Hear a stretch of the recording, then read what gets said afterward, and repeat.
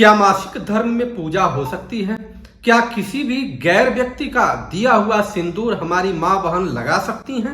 यह भी समझना है। और संत किसे कहते हैं, इन सारी बातों पर हम आपसे चर्चा करेंगे। और जो भी सनातन धर्म, हिंदू धर्म को मानने वाले हैं, समाज को ऊंचाई पर ले जाना चाहते हैं, वो जरूर सुनेंगे और समझने का प्रयास करेंगे। जय हिंद साथियों, मैं आपका साथी रघुवंश, केंद्रीय संयोजक, विश्व का सबसे लंबा तिरंगा समिति। मित्रों, माननीय प्रधानमंत्री जी ने एक महान अभियान प्रारंभ किया है कि जिसमें उनसे संभवतः घर घर सिंदूर भेजा जाएगा। उनके द्वारा भेजा गया सिंदूर घर घर पहुंचाया जाएगा। कारण ये कहां से प्रारंभ होता है, हम आप लोगों से प्रश्न कुछ उठाना चाहते हैं और ढूंढते रहिएगा। अंत में हम इसमें समझने का प्रयास करेंगे।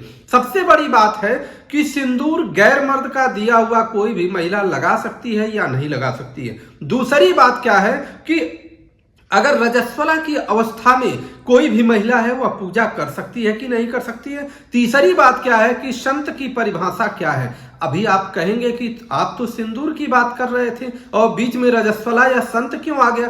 क्योंकि पूरे परंपरा की बात करनी है। और जो इसका कोटेशन वर्ड हमने दिया है थंबनेल में, वह हमने दिया है कि रजस्वला से सिंदूर तक की यात्रा। इसका अर्थ क्या है?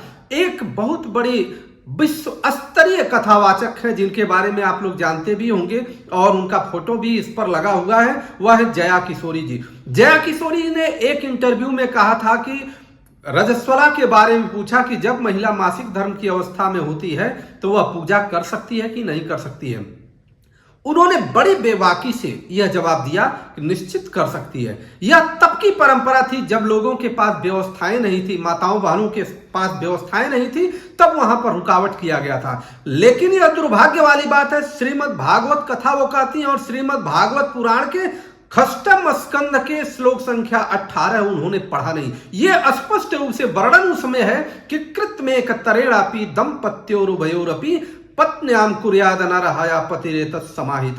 यह वहां पर कश्यप जी ने दिति जी से कहा है कि जब कोई भी स्त्री रजस्वला की अवस्था में होती है तो उनके पुंसवन व्रत के बारे में और भी श्लोक है, वर्णन किया है कि पति का धर्म है कि पूजा वो नहीं कर सकती है तो वो पूजा करे। अर्थात स्पष्ट है कि जब भागवत महापुराण वर्णन है तो आप कैसे कह सकती हैं। हम इसलिए इनकी चर्चा करना चाह रहे हैं कि आप समझ पाएं कि सनातन धर्म को मानने वाले लोग और सनातन धर्म को पाखंड के रूप में प्रदर्शित करने वाले लोग किस हद तक जा सकते हैं। और हम कहते हैं कि जब कोई बुरी घटना होती है तो हम कहते हैं कि भगवान ने बहुत बुरा किया। भगवान अभी कुछ भी बुरा नहीं करते हैं। काहुन को सुख दुख कर दाता, निजकृत कर्म भोग सुन भ्राता। अगर आप बात नहीं उठाएंगे तो अपने कर्मों का भोग भुगतना पड़ेगा। दूसरी बात है कि एक संत है, स्वामी रामभद्राचार्य जी महाराज जी हैं, वह अपने आप को, खुद को जगत गुरु, खुद को पीठाधीश्वर, खुद को ही दुनिया के सबसे श्रेष्ठ व्यक्ति,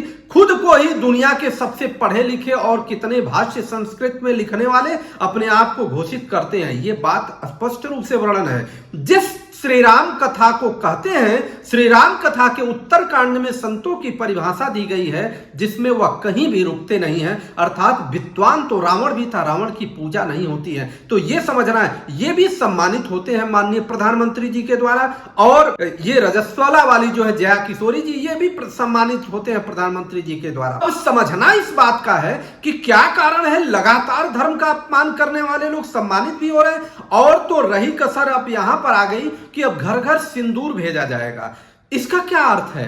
पहलगाम में घटना हुई, बहनों के सिंदूर उजड़े, उसका आपने जवाबी कार्रवाई किया। जवाबी कार्रवाई में आपने कितना कार्य किया? सेना ने बहुत वीरता के साथ अपनी कर्तव्य को निभाया और माताओं बहनों के सुहाग का बदला लिया। इस बात के लिए घोर प्रशंसा हम सेना की करते हैं। आपकी नहीं कर सकते, क्योंकि कोई भी सेना का जवान सूट बूट पहन करके और खड़ा हो जाए तो उसको सेना का जवान कहेंगे। लेकिन जब कोई बाहरी व्यक्ति सेना के जवान का सूट बूट पहन ले तो उसको आप कहते हैं, क्या कहते हैं? ड्रामा कहते हैं। आप कहते हैं कि रंगमंच का ये खिलाड़ी है।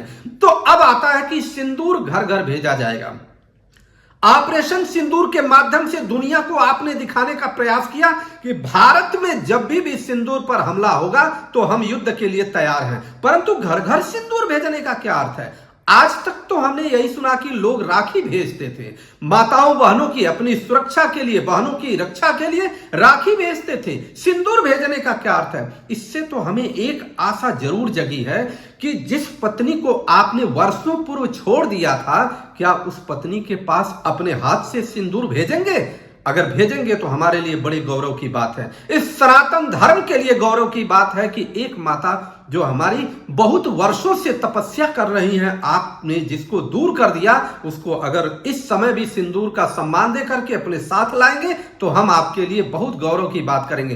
परंतु वहां सिंदूर नहीं जाएगा आपके द्वारा, केवल और केवल वहां जाएगा जहां नहीं भेजना चाहिए। हमारे शास्त्रीय विधान में है कि किसी भी महिला का जब सिंदूर दान होता है, सिंदूर दान के बाद सिंदूर बहोरने का कार्य होता है, उसके बाद सिंदूर केवल और केवल उसका पति दे सकता है, या वो महिला स्वयं या कोई महिला उसको सुपुर्द कर सकती है कभी भी अगर आवश्यकता पड़े तो। बाकी अवस्था कोई अवस्था नहीं आती सनातन धर्म में जहां पर कोई गैर मर्द किसी दूसरी महिला को, दूसरी महिला का अर्थ है अपनी बहन के लिए भी, अपनी मां के लिए भी, वह सिंदूर नहीं ला सकता, सिंदूर दे नहीं सकता। वह उसकी रक्षा का संकल्प ले सकता है, न कि दे सकता है। यह घोर अपराध है। यहां देखना क्या है कि जब हम एक बात श्रीमद् भागवत महापुराण से हमें समझ में आता है कि क्या सही में वो लिखा हुआ है। पाखंड की स्थिति यहां पर है। आप जब भागवत महापुराण का भागवत महात्म्य पढ़ेंगे, श्लोक संख्या 48, 49, 50 प्रथम अध्याय में, तो उसमें स्पष्ट रूप से नारद जी ने भक्ति के साथ बात करते हुए कहा कि भक्ति की जीर्ण शीर्ण अवस्था थी कि तुम्हारी ऐसी स्थिति क्या हुई, ऐसी स्थिति कैसे हो गई। भक्ति के दो पुत्र थे, ज्ञान और वैराग्य। उसने उसका वर्णन करते हुए कहा कि उत्पन्ना द्रविड़ेश्वराहम वृद्धिम कर्नाटके गत क्वचिन क्वचिन महाराष्ट्र गुर्जर जीर्णतागत। स्पष्ट कहती है कि हम द्रविड़ देश में उत्पन्न हुए, महाराष्ट्र में कुछ सम्मान मिला, और जब हम गुजरात की तरफ आए हैं, कर्नाटक में भी सम्मान मिला, जब गुजरात की तरफ आए हैं तो हमारी स्थिति यह हो गई। क्यों हो गई? वहां पर कहती है तत्र घोर कलर योग पाखंडे खंडिताड़का, तत्र घोर कलर योगे पाखंडे खंडितार्ग। वहां पर घोर कलयुग का निवास है, पाखंड का निवास है, और पाखंड के कारण जो सच्ची भक्ति थी, उस सच्ची भक्ति को कोई भी पहचाना नहीं। इसलिए मैं खाने पीने से रह गई और मेरी स्थिति हो गई। ये नारद, ये मैं नहीं कह रहा हूं, यह श्रीमद् भागवत महापुराण कह रहा है। क्या अब देश में यह प्रमाणित हो रहा है कि पाखंड से सनातन धर्म चलेगा? सनातन धर्म केवल और केवल इसी प्रकार से चलेगा? दुनिया का एकमात्र ऐसा जगह है जहां पर भगवान श्री कृष्ण ने रहे और उस जगह को धंसा करके इस दुनिया से गए। कहीं कहीं चिंतन वाली बात है। तो प्रश्न यहां पर उठता है, आप जवाब दें, क्या आपकी बहन, आपकी मां को कोई दूसरा सिंदूर दे तो आप स्वीकार करेंगे? दूसरा प्रश्न है, क्या रजस्वला की स्थिति में कोई आपकी मां बहन पूजा करने से अगर वंचित होती है या वह नहीं पूजा करती है तो क्या उसे जबरदस्ती आप पूजा करवाएंगे? संत की परिभाषा क्या होती है, इसको आप जरूर बताइए। ये तीनों का उत्तर यही है कि हम रजस्वला से चले और सिंदूर तक पहुंच गए। रजस्वला वाले और संत जो पाखंड के रूप में दिख रहे हैं वो सम्मानित होते जा रहे हैं, और सच्चा धर्म, सच्चा सनातन कहीं न कहीं रुक जा रहा है। आप सभी लोग इसका उत्तर दीजिए, पूरे निर्मलता के साथ उत्तर दीजिए, सोच समझ करके उत्तर दीजिएगा। कहीं भाजपा, कांग्रेस, सपा, बसपा या धर्म अधर्म को छोड़ करके हमारी संस्कृति में जो व्यवस्था बनाई गई है उसके हिसाब से उत्तर दीजिएगा। इंतजार रहेगा। जय हिंद, जय श्री राम।